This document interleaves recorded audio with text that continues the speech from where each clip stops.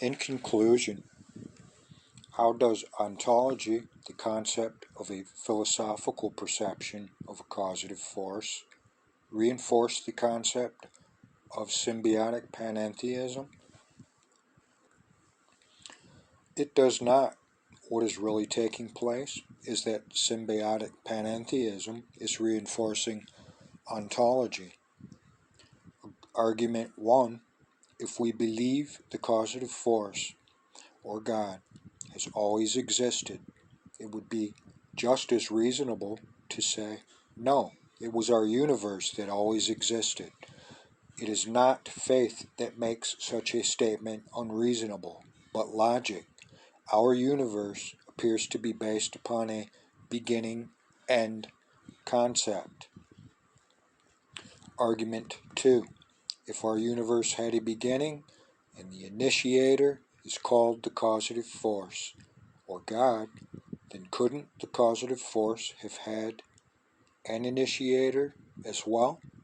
Perhaps, but that is not what is of importance to us at this point in our universe. Then, why concern ourselves about a causative force at all? Because our understanding, our perception of what we are, where our universe is located, determines the significance we believe we may have. It also determines the significance of what we believe other humans, other life forms in the universe may have as well. This perception will determine not only how we behave toward ourselves as individuals and as a species, but more importantly, it will determine how we behave toward other life forms in the heavens in regards to honoring them in their life's journeys and respecting others which may or may not be different from you. A philosophical perception is simply another way of saying a logical perception, or logic, reason.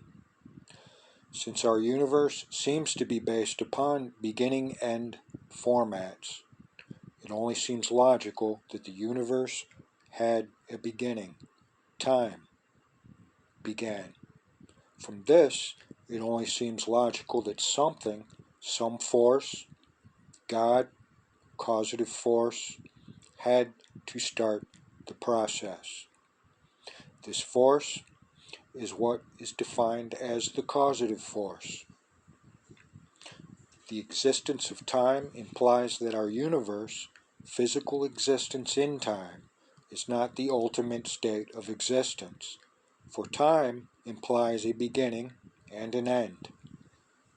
And so, it is that the need for the causative force arose, or emerged, or evolved, you could say.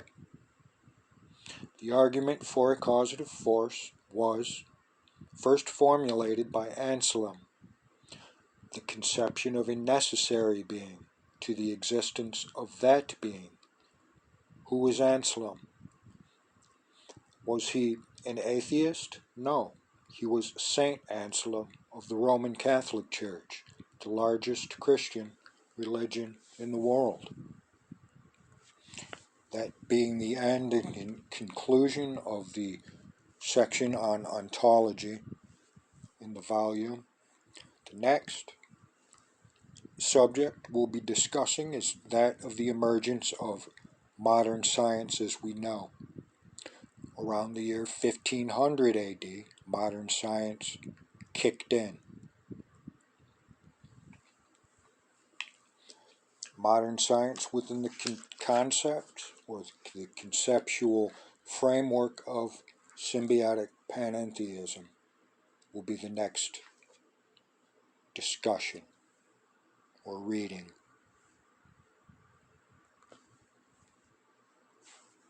Then the next would be the emergence of classical traditional theism.